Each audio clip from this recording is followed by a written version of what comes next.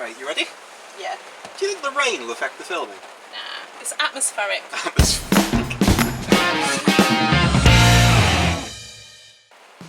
Hello! Are you considering repairing your own damp caravan? If so, then this video is going to be super helpful too, as we go over some tips, some tools and some costs. We are the McNeils on Wheels if you've not met us before, and in 2018 we decided to completely change our lifestyle. We were two former primary school teachers, we quit our jobs, sold our house, and we now live in our touring caravan full time and work seasonally and do lots of travelling. So if you've not heard of us, that's who we are. However, in the winter of 2020 into 2021, we found something absolutely terrible. We found damp in our caravan. Water was actually leaking in through the front, and so it needed a full front end rebuild. Now it is spring of 2021 and we are back living full-time in the caravan without the damp problem, and in this video we'd like to share with you some of the top tips and tricks that we used and hopefully give you a little bit of insight into what to do if you need to fix your damp caravan. Tip number one. If you have got or suspect you've got a damp problem in your caravan, you need to get a damp meter to see if you can work out how damp it is. Yes, definitely confirm, because sometimes caravans can feel a bit damp, but they're not actually damp, if that makes sense. Has that ever happened? No, all caravans are damp.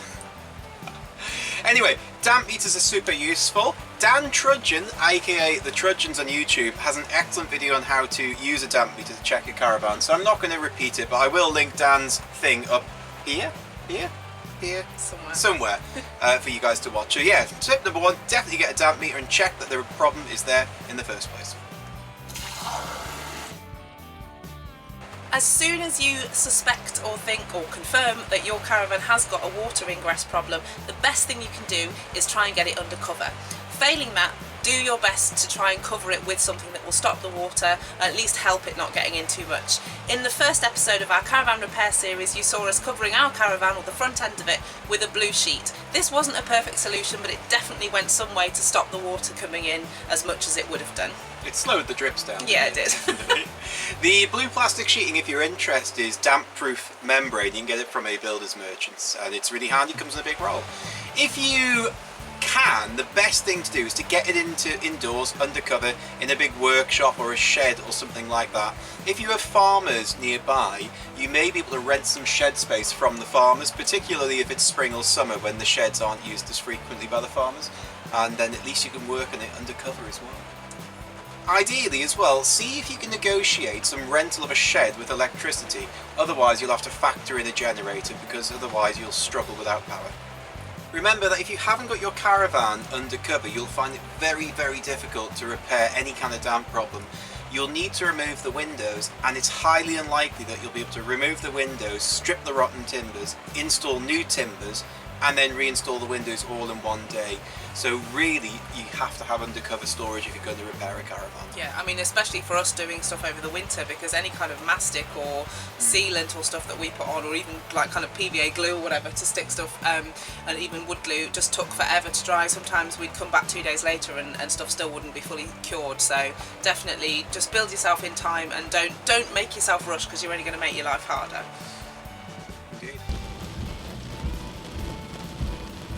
Try and be logical in the order that you remove things when you're taking apart and dismantling the area that's damp. For example, when you're taking out front seating, try to be as gentle as possible, because you never know when you might reuse some of these bits and pieces. Also, remove anything that's in your way.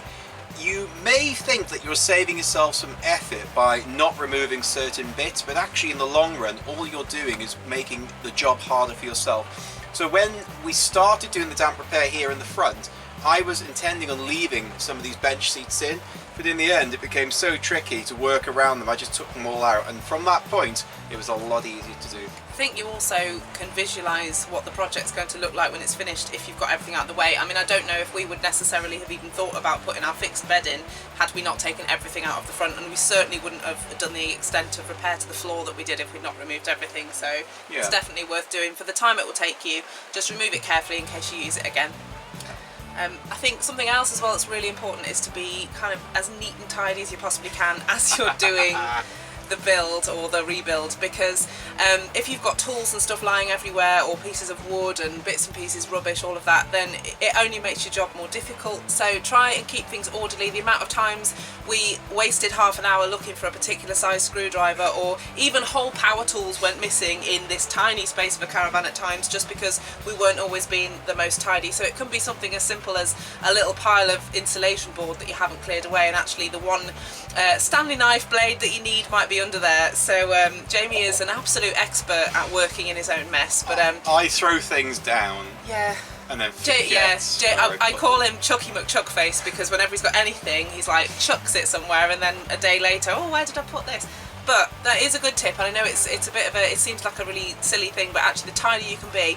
I would say when we got back into the rebuilding part, every 2 or 3 days we were here, we actually cleared everything out and vacuumed as well, because it just helps. And especially when we came to doing the floor and stuff, and you're crawling around, you don't want to be kneeling on screws and bits and pieces like that. So definitely helps to keep your work area tidy. Where possible, try to avoid damaging items as you remove them from the caravan. Certainly when we did the floor, it would have been so much easier to smash the floor up and just taken it out in pieces. You might remember that really funny photograph of this sort of, we'd lowered the frame of the caravan, the body was up like that, so we could slide the floor out in a single piece. And although it was a bit extra work, it was so much easier to use the old floor then as a template around the new floor. So whilst it might be tempting just because you're getting frustrated and you just want to get on with things, take your time, remove things in whole pieces, and then you can use them as templates later on. Another great example of that for us actually was the shelving units which are up here, which you will have seen in the final video.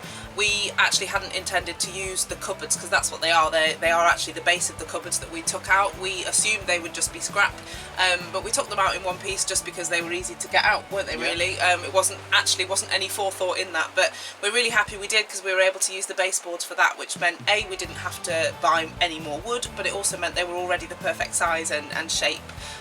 And colour as well for the stuff. So if you've got stuff that you possibly could use again that isn't rotten, keep it. You never know until the very end of the project what you might use it for. Yeah, don't throw anything away. Unless it's damp. Unless it's damp. Good. Okay, so now we're going to go and talk about... What kind of fire leaves a caravan damp? A humidifier! Oh, please don't. I'm full of them. Right, what's next?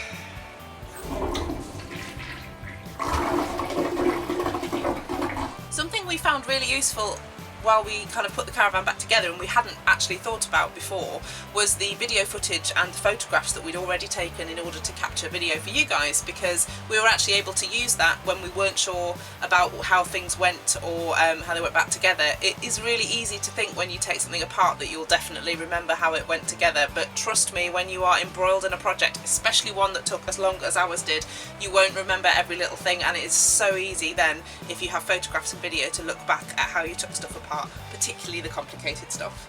Yeah, don't be under any illusions that I'm some sort of genius, by the way. I'm certainly not. I used my mobile phone to take a lot of photographs of the electrics, and then reviewed the video footage when I was... Oh yeah, the electrics. That was a really cool example.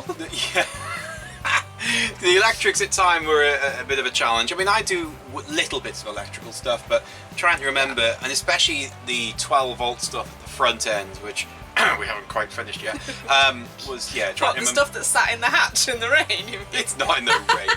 But yeah, take lots of photographs, use sticky labels where possible. Yeah. You know, they are your friend in these sorts of projects. And also, on like bits of wood and stuff that aren't going to be seen, like the battens and stuff that are like under here, we actually wrote on it, like, you know, left hand side or this way up, or it sounds really obvious, but it makes such a difference, especially because we were having some help from my dad, and obviously Jamie and I were both dipping in and out of the project and stuff while Jamie was working still. And if someone else is helping you or whatever, it's just really clear, there's no ambiguity, so it does make your life easier. Good.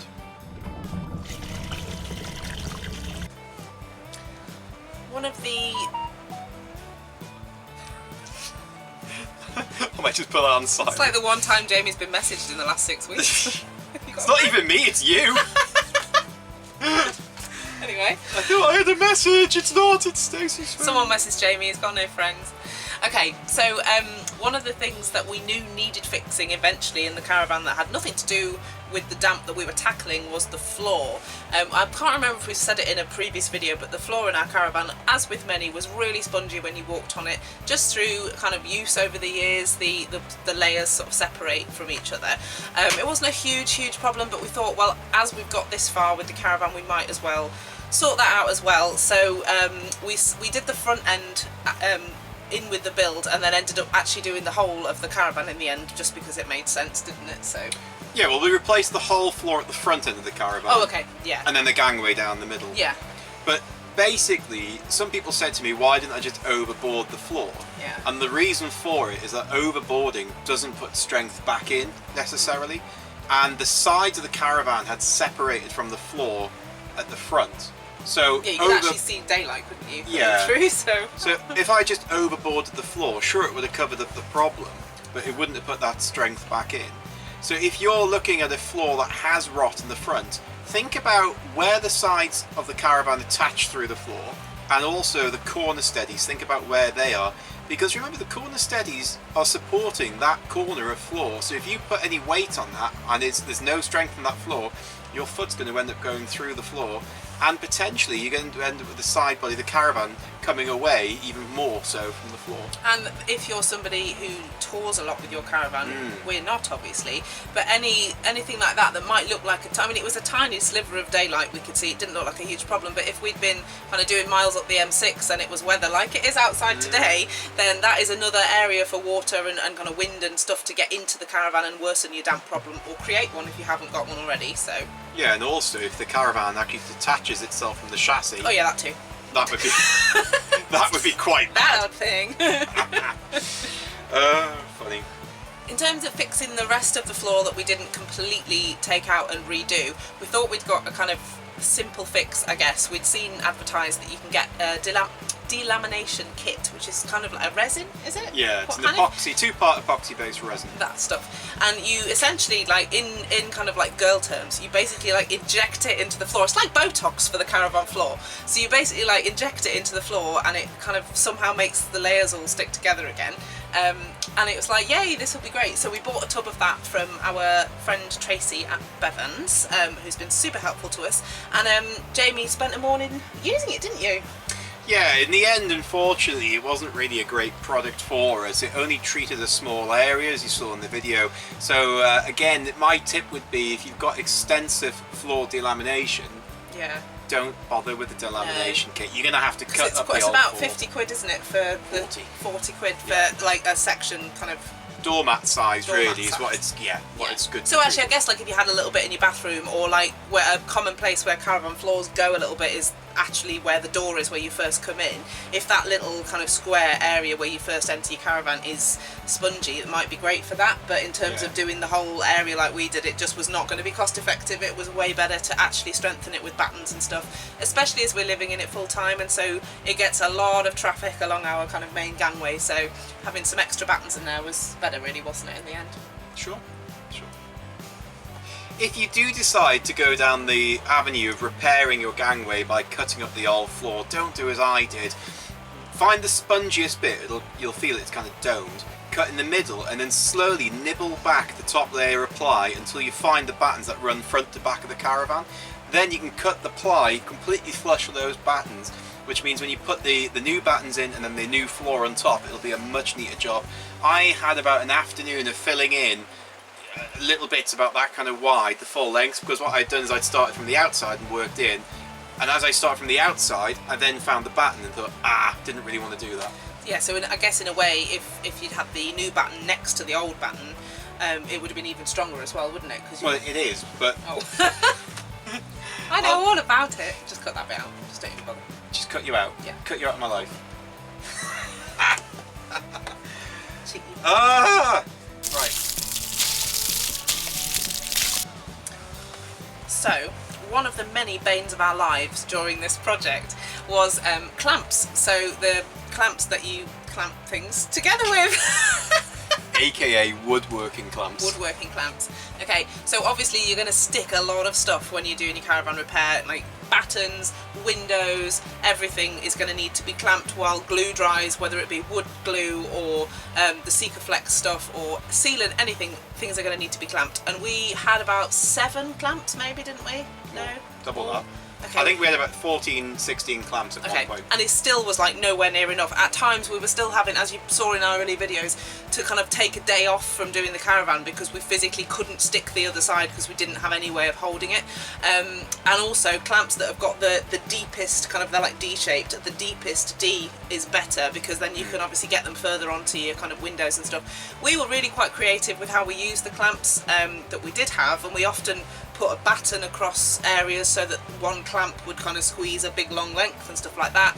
And then we did stuff like use the hole where the battery box was and just different bits and pieces like that, trying to be as creative as possible. But certainly when we did the front windows, we had to do them in sections because we just didn't have enough clamps. So you can never have enough clamps is my takeaway for this project. Definitely. And yeah, when you're fixing a batten to a Caravan wall with the adhesive, you want to clamp it every sort of, I don't know, 200 millimeters, so about 20 centimeters, something like that, to get a really good firm adhesion to the Caravan. If you haven't got enough clamps, you'll end up with the batten and the Caravan skin sort of, you know, doing that along the way, and you're not getting a good adhesion. Particularly as well with a Caravan, more so than like a house or whatever, because the Caravan walls they're just not straight. Well, ours aren't anyway. They're not straight, they're not flat, they're kind of, sometimes they're slightly curved. I mean, the front end particularly is slightly curved. Obviously things are kind of misshapen if you've got an older Caravan especially, so it's just even more important to try and clamp. You can't have too many clamps. Yeah. And don't underestimate the length of time that you need to keep materials clamped together for, especially when working in cooler temperatures. Yeah. There were some days when we came back and the adhesive, the Sikaflex, hadn't set or cured fully, so it did delay us slightly in the project at times. Yeah. Last little tip about clamps is, I would say, just be very careful about how long a span of timber work you're planning to put up compared to the number of clamps that you've got. Don't try and put too much up at once. Yeah, less is more, definitely, and I think we would probably have saved ourselves time in the long run if we had actually done smaller sections at a time, because the amount of time it took us to try to physically get a huge area of timber framework up and clamped properly, we could have just saved our time by doing a little bit at a time, really, couldn't we? So yeah, cool. So the best thing that we found to do was, once the Caravan front end was completely stripped out and we could see exactly what rot we were dealing with and that kind of thing, we then made a really good kind of plan. We spent quite a bit of time planning where we wanted the plug sockets, where we wanted the switches, the telly bracket and other sort of things, and the shelves, because when you've got it stripped back to that point, you need to think, right, if I'm going to put a shelf there, I need to put something on that wall that I can screw through and into. Otherwise you're hanging it just on the ply, which is really bad. So the only bit that we slightly mucked up on was the telly bracket, but we were able to do a workaround for that anyhow. But just think carefully. Originally we weren't going to put the television there, we were going to put it on top of the shelf. We were actually going to stand it on the shelf because we thought we were going to have the shelves coming out much further. But again, that was what part of the change plan, I guess, because we realised that to do that the shelf would have to be like over the window, it would be so low down. So yeah, but other than that we were pretty good, especially you were really good with the electrics, like light switches and where lights were going to go. We actually, like, really early on in the project ordered the little spotlights, and we've got like LED lights and bits and pieces that we were going to hardwire in. We didn't in the end, did we, just because we haven't needed to, but we were really good at kind of getting all of that planned out to begin with, and actually it was quite early on in the rebuild that we got the lights in, wasn't it, for that reason, because it's easier to do it when everything else isn't there, and you don't want to be cutting into the stuff that you've just put back up again because you've forgotten to drill a hole for wires to go through or something. So yeah, plan ahead, guys, plan ahead. I was actually looking at the next one. Alright. I don't like damp things, for the moist part. Right. Oh my god, I'm so funny. So our wall boarding that we used was 3mm ply, which gave a really smart, smooth finish, and we could paint it as well. However, working with such large pieces of ply is kind of tricky. So if you're not confident with working with large pieces of ply and cutting it so that it's nice, flush and smooth finish, something else you may wish to consider is like pine wall cladding. which comes in lengths of about 2 meters. You can chop it down to size. Do you mean like tongue and groove? Tongue and groove, Okay. yeah. And it's only about that kind of wide, so that means it's a lot easier to work and cut around and whatever else. The only problem with doing that, because somebody suggested that to me, why didn't we use that instead? The only problem with doing that is it's 7mm thick, the smallest stuff I could find. So you needing to take that out of other places, so you could be lining up problems in the future. But you know what, give it a go and let me know. Yeah, just consider stuff like how you're going to refit your window seals, because they're quite tight anyway. If you're going to use the same ones that you took out, because obviously they take into consideration the kind of the thickness of the wall. So just think about that, because we thought we might be a bit tight with that. It was okay in the end, but I wouldn't have wanted to be any thicker. No. Yeah, another thing as well, because obviously again, like Jamie says, you're working in a small space, so it's difficult to work with any kind of big materials. But with the big ply sheets, when you're cutting around the front angle of your caravan and lots of different bits and pieces like that, don't be afraid to do it in smaller sections. So on one side of the caravan we've got one big sheet of ply, which looks really nice, you know, there's no kind of joins or anything like that. On the other side we've got a little join where we did it in 2 pieces, because it's just the way it kind of worked out. Do you know what, once the curtains are up and the chairs are back in and your duvet's on and cushions and everything's painted and your lights are up, you don't even notice it. Like, you really don't notice the joins. It looks really obvious, obviously, when there's nothing in the caravan, but trust me, the amount of hassle and time you're going to save, it's not worth trying to be perfect. It's okay to be a little mismatched. Just like her and I. Try finding someone else that will live in a caravan. Anyone out there? Jamie's got this like dream that Jennifer Lawrence is going to want to live in a caravan with him, and I was like, yeah, right, okay. Jennifer Lawrence, if you're watching, bugger off. Right. Right. Actually, no, do you know what? We'll swap. I'm fine having your Hollywood home, actually. That would be cool. Carry on.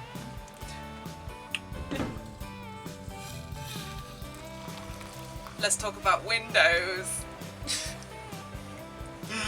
So caravan windows can be a complete pain to Yeah. get oh, see what I did there? Pain. To get rehung right. Leave the jokes to me. And what actually happened is, and it was around the time that we lost a load of GoPro footage, is that one of our side windows here, when we rehung it, it wouldn't go into the channel correctly, and it didn't matter how we sort of, you know, orientated it, it just wouldn't go in. And so what actually happened is, as we lowered it down, the hinge hadn't hinged correctly and it cracked the top of the window, and we did that twice. Didn't learn the first time. So we had the major problem with this side window, as well as the front middle window was an absolute pig to get in. So what I concluded from that is... Pixie didn't like the windows either. What I concluded from that is that one of the options that you could use if you're worried is to actually put the windows into the rail and then hang the rails then with the windows in. But that would be an absolute pain to do. And also, Jamie's forgotten something kind of crucial, which we learned, which was before you do any of that, you need to get your window rubbers back in, because if we'd done that first, we wouldn't have had a lot of the rigmarole of trying to lift windows up and because they're a bit of a pit. I mean, actually, window rubbers, I'm just going to have a little window rubber rant here before we carry on. They are basically a pain that you will hate. You'll hate them. You'll hate them. I hate them. For so many reasons. I mean, Jamie decided, because he's much better at not spending money than I am, that we were going to reuse the ones we already had, which is a really sensible idea, because how much are they new? About 12 to 14 pounds per metre. Yeah, per metre. The ones that are used in this caravan. Yeah, so I mean, we changed five windows. 1, 2, 3. Hang on, let me just get my toes. Yeah, we took out and replaced, well, put back in 5 windows. So obviously if we had replaced all of those seals, it would have cost us like loads of money. So I cleaned single-handedly all of the window seals, took all of the old mastic off and stuff with like a combination of white spirit, sweat and blood and tears and all of that kind of thing. And it was a horrible job. It took forever, but it was worth doing because we saved ourselves some money buying new ones. So that was a bit of a pig to do. And then yeah, getting them actually back onto the windows is not the easiest thing, particularly when one of you's got to have the window stuck on your head so that you can actually kind of... Because we refitted the windows first. Them. So yeah, refit your windows after you've put the seals on. That was a really long and involved story, sorry. But you told it so well. Yeah. Funnily enough, had we paid to buy new window seals, I estimate that cost would have been about £300. Yeah. Which, considering what we spent on the project as a total, and you're not having that until the end, would have been a major Yeah. chunk of money. I mean, it's practically slave labour, the amount of like hours. It's definitely not minimum wage, the amount of hours I had to clean. She wasn't doing anything else. Whatever. Oh, right. Cool. There was something else I was going to say about windows. Oh, I know what it was. So also, when we roughly refitted the window seals to check that they, because when, as we said in the last point, when we put our wall covering, the ply on, we weren't actually sure whether or not the window seals were going to stretch over the ply because it was thicker than it was before. So we put them back in and offered them up just to check that was going to be the case. And when we did that and we pushed it into the corners, it looked like there was going to be a gap like that, kind of a gap in the seals that wouldn't meet for whatever reason. And so we actually ordered a new piece so that we could fill it in, which in the end we didn't use, did we? Because when we actually came to fit the windows and kind of stretch the seal out a bit, we didn't need it. So well, with applying the mastic in the way that we did, it narrowed the aperture of the window. Yeah.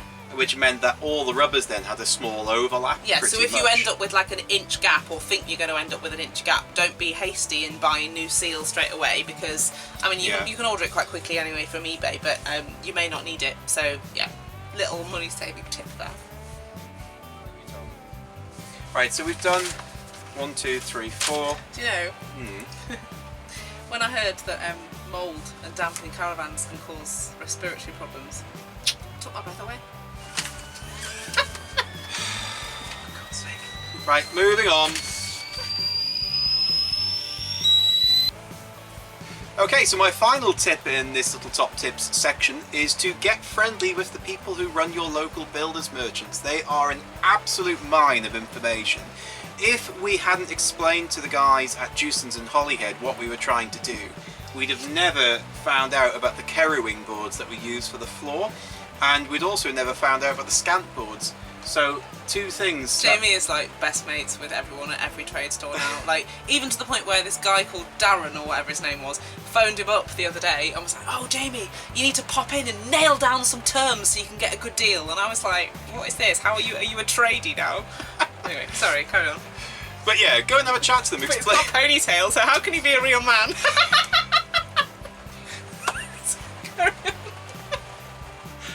Sorry, they probably laugh at you every time you go in, you know that, don't you? Are we done? Yeah. So yeah, get friendly with them, tell them what you're doing, and they might have products hiding away in the back that would be really useful for you to do the project with. The scant lengths, are something that is we should have gotten sooner. Oh, is that The cheaper timber. Oh, so we made the bed with? Yes. So scant is basically timber that isn't milled to an exact size, so you might have some imperfections in it. It might be 48mm in one thickness and then further down 45mm, and because of that it's half the price of the roofing battens. It was brilliant though, wasn't it? Yeah, it was really great. It was fine. And the thing is, whacking it in a table saw, you're going to rip it down to whatever size you need anyway. So yeah, ask them if they do scant lengths or what the cheapest length of timber is, because really for what you're doing in this caravan, you don't need perfect wood. Go on. So I know Jamie's just said about the imperfections, but one thing that we did learn about using the scant boards was watch out for where the knots are, because when we were doing some of the bits for the shelves, we'd kind of like cut a length or whatever, like 1.5 foot that we needed, and then I would sort of get it all in place and all the rest of it, and then we'd find out that there was a knot going all the way through it, and then it was just not at all strong, was it? So just be mindful of that when you're using it, but if you avoid the knots, it's fine. Yeah, because I cut this angle out of timber, out of a scant board. It was a strengthening strengthening strut. Cut the angles either side to the top and bottom for the fixing, and there was a knot in the middle, and Stace just came along with I was like, ink. So yeah, and you know what, my head was just so focused on getting the angles and everything else, I didn't even think about it. Well, in fairness, it was only when we were actually like fitting it to the caravan and putting a bit of weight on it, I was like, why is it bent? Anyway, that's a good tip though, isn't it? Watch your knots. Watch your knots. Okay. We're cracking on, Bang. Is that it now? Oh Yeah, shit. we're going to go to tools. Oh, what? There's a whole other section? Yes, darling, that was just the tips. God. Okay. Okay, so this next section is all about the tools that make the job a little bit easier. She can't take anything seriously. So I've got basically, I'm going to whip through these, rattle through them pretty quickly because you've seen them most of the time. Impact driver, which is the drill, but it's actually an impact driver. There's a slight difference between the two. I love the impact driver. Oh my god, it makes such a satisfying noise when you drill things. well, screw things. Basically, if you're not sure of the differences, the way an impact driver does and undoes screws is very different to how it's Goes like that. and it means that when you're trying to either extract a difficult to extract screw, the way it operates means that you're less likely to slip on the screw head. So impact drivers are super useful, and also if you're putting long screws into battens, it drives them in really nicely. So yeah, it was really handy, and oh my goodness me, you're going to undo and do up a lot of screws. Yeah. The sight lights that we bought for the project, we originally bought them because, there we are, that's the little battery one. We bought them originally because we knew we'd be filming. Sorry. So we wanted the best quality light that we could get for the filming. But actually, in terms of repairing and being inside here, my gosh, good lighting is a must. Yeah, especially because we were in a barn in winter, so really by like 3 o'clock it was so dim. And obviously most of the time we didn't have the Caravan lights working because the electricity was off, or we didn't have a generator, or and all that stuff. So it's just handy, and even handier because they are, I'm just going to get it again, we're not sponsored, but you know, because they are, this one's a battery one, it's portable, so if you like lose something on the ground outside the caravan, you can like put it round. We used to use them as well when we packed up the van at the end of the night. They're like the vehicle van to kind of have some light. They're really good. The battery ones are good. That one's about 30 quid or something from Amazon or somewhere. So yeah. And they provide great video lighting. Right.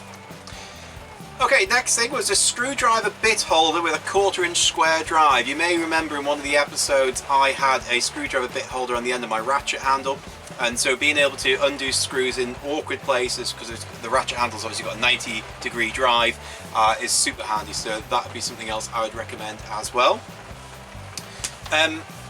The oscillating saw. Oh, I love that thing. AKA the WYSIWYG. The WYSIWYG. That was probably one of the most useful tools in the project. It really was. Being able to cut neatly a batten that was stuck with adhesive to the Caravan body without going through the aluminium. Oh, it's so good. Was really useful. So if you haven't got one and you're thinking of undertaking a project like this, I would certainly recommend the oscillating tool. I think from memory it was about £25 from Aldi. Something like that. Maybe a bit so more. Yeah. just watch for them when they come into Lidl or Aldi, or you can buy them from Screwfix. It's one of those tools when, I don't know a lot about tools, but you think, well, I'm probably never going to use that. It seems like a bit of a kind of a gimmick almost, but we used it unbelievably, didn't we? And we actually, was it Dad's one we used first, didn't we? So we used my dad's one, and we were like, wow, this is actually really genius, and we used it so much, even for simple stuff like getting the polystyrene insulation board cleanly off the back or something, but while it was like in an awkward place, it was just so easy. Yeah, because we had a scraper blade and a cutting blade, and it was super useful. Yeah, that super saved us so much time. It way saved us the time of the money it cost, if that makes sense. So, yeah. So we were a little bit late on in the project, but I would absolutely urge you to buy one of these. It's a table saw. Oh, gosh. Caravan woodwork is not the same as house woodwork. It's very different thicknesses and such like. So you'll not be able to go to the builder's merchant and buy the same thickness. Yeah.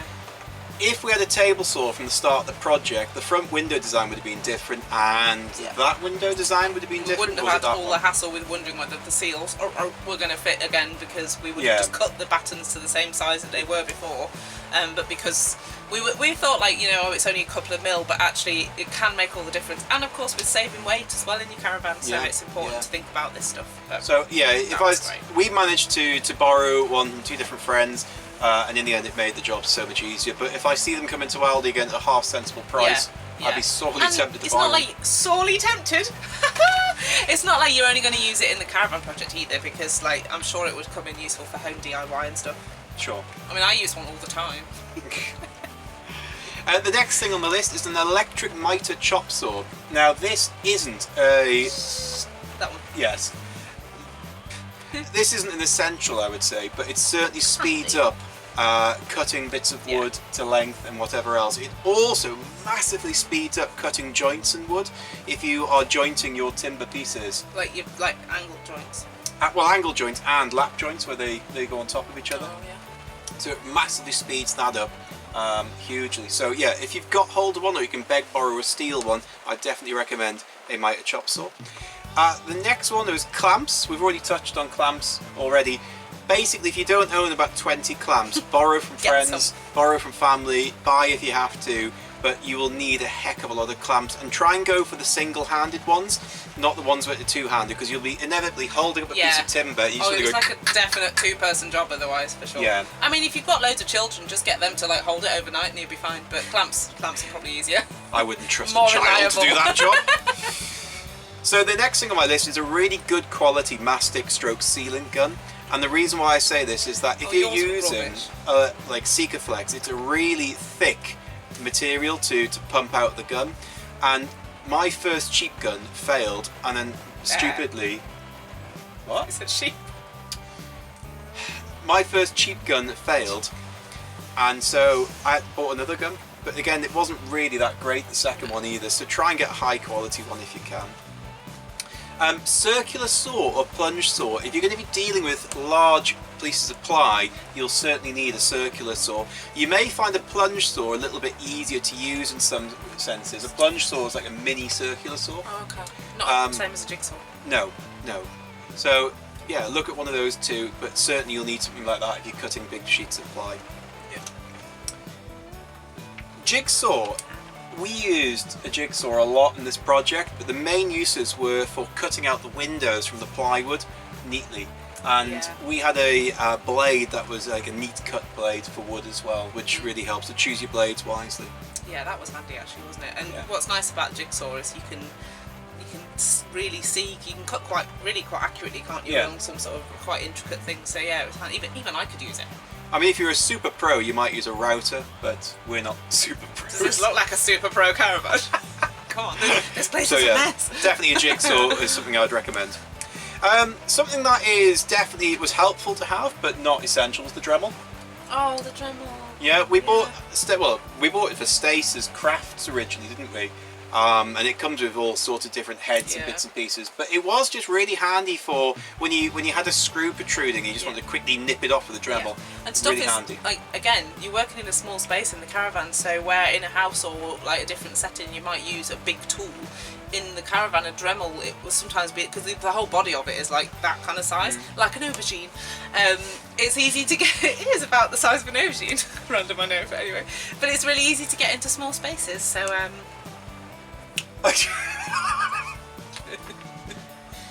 Sorry. This is what happens when he makes me film videos about tools. This is a family channel. What? Don't be rude. Get on with it. Multimeter. Lucky we're not like... Again, useful if you know how to use it and you've got hold of one. So I thought this was a family channel. And... Sorry, I've been sensible. Yeah, just useful for finding electrical faults and other bits and pieces. The other thing is a flexible bit driver. So if you're screwing into like an angle or a floor, one of these flexible bit drivers are really handy. Used with an impact driver. I used to have one years ago and I thought they were rubbish. What's that bendy thing? The bendy thing. So good.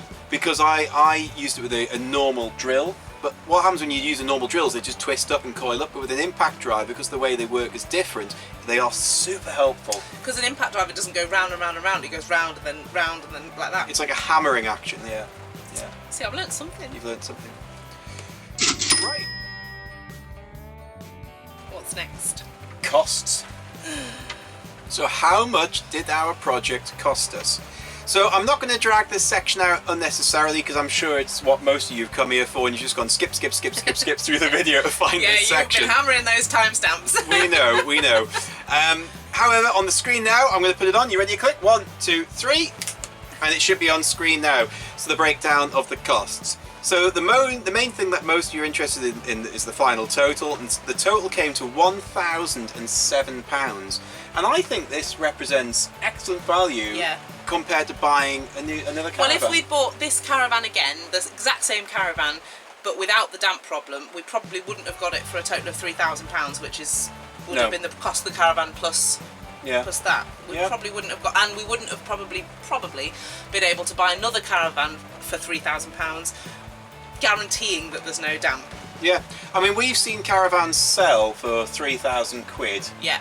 And they've got a little bit of damp in them already. Yeah, I mean being on site, we see see lots of them. Yeah, sure. And very rarely, I mean even caravans that are sort of 6, 7, 8 grand, quite often we've seen with little bits of starting of a damp problem. And that's the thing with the caravan, if you've got a starting damp problem, you've got a damp problem. Yeah, yeah. You know, they don't get better. So. And by the time it shows on the walls inside, it's too late. Yeah, really. definitely. So, And also, Jamie might be about to say this, but I'm going to say it anyway.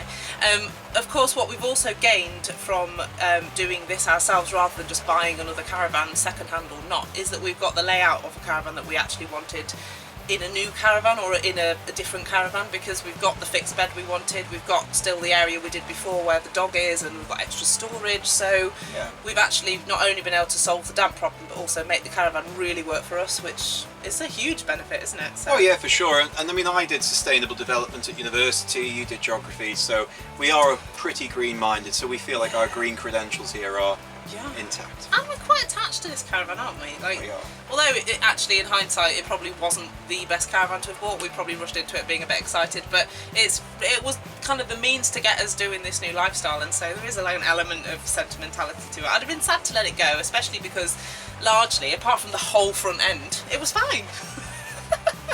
And the fact that when we bought it, the gas appliances didn't work correctly and other things, we'll just gloss Well, that's the other thing though, isn't it? Because obviously if we'd bought another caravan, again, we don't know for definite that the gas heater and the water heater and all the rest of it isn't... I mean, when we bought this one, we thought they were fine, and it was only when we started using it we realised that the water tank was actually the worst one the repair guide ever seen, for example. So you don't know what you're buying all the time. So yeah, we'd already invested money into fixing the appliances and stuff, so we thought, well, you know what, in for a penny, in for a pound. Quite right. So obviously that cost that we talked about before, the £1,007, that is just material cost. That does not include any time spent. Unfortunately, because labour is always going to be the highest cost of any kind of project like this, if you were to add people's time into it, it would instantly render the caravan not worthy or not viable. Yeah, because we put hours and hours and hours and hours into it, both of us and my dad too, you know, into repairing it. So yeah, if you were factoring your time in, it definitely wouldn't be worth doing, but for us it was a labour of love, so it was fine. I mean, even if you got a caravan like this for free, repaired it, spent £1,000 on materials and then £1,000 on labour, could you sell it for £2,000? You wouldn't make a lot. You wouldn't. It's certainly not a business idea, is it? No, it's no. not Which going is to make why, you a fast book. sadly, so many go for scrap. Yeah, yeah. Okay, so somebody asked me a while ago in the comments, I think at the end of the last video, what would you do differently if you had to do another one like this again?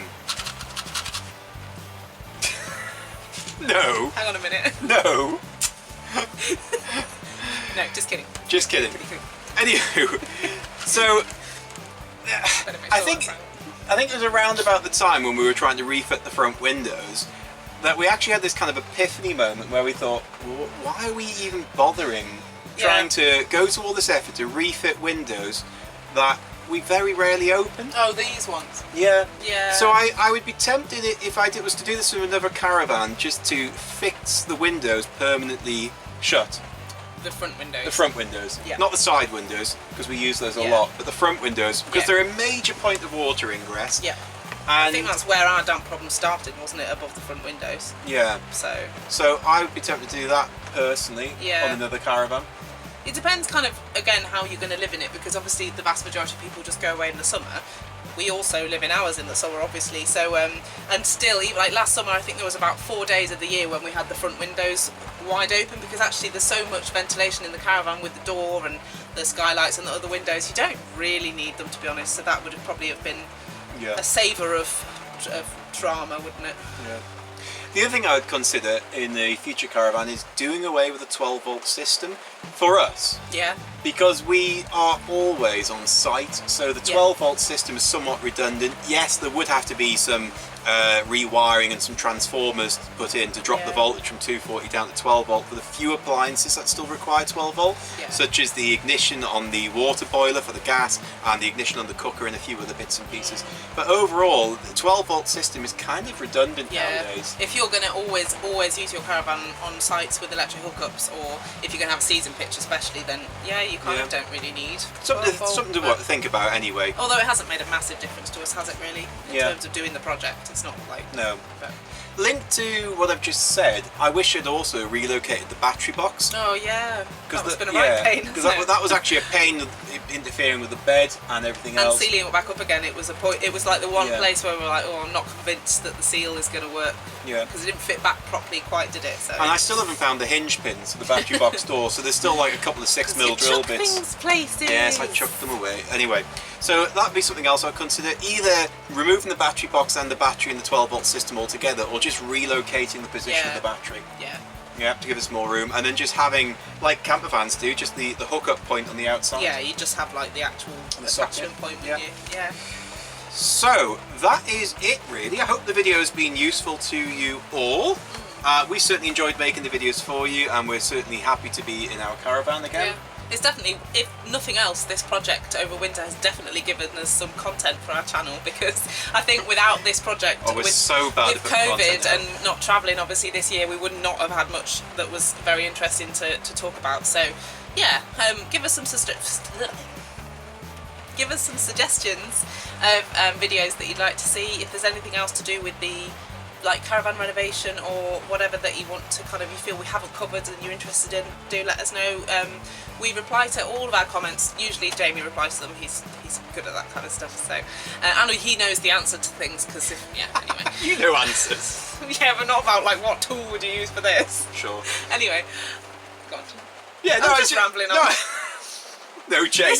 This is the point in our videos, by the way, when our Google Analytics is everyone stops watching now. Everyone's switched off, just So we'll keep it's only the real hardcore fans that are watching. Let's wrap it up. Wrap it up. Right. So yeah, just give us a shout if you want anything. Let us know, and I'll get back to you. That's the benefit of being a small channel. Still, we still reply personally. And don't be put off from doing your caravan. I know ours has been a mission, but you know what? We did it, and we're just two normal people without a huge budget or anything like that. So you can do it if you want to do it. You can do it. Absolutely, it's possible. So yeah, and thanks for all your support and stuff. And as ever, we're not monetized. We don't want to monetize. We just want to give you guys free content and build a little community. So yeah, get out there and change your life. All right. Thanks so much again. We'll speak to you soon. Bye bye.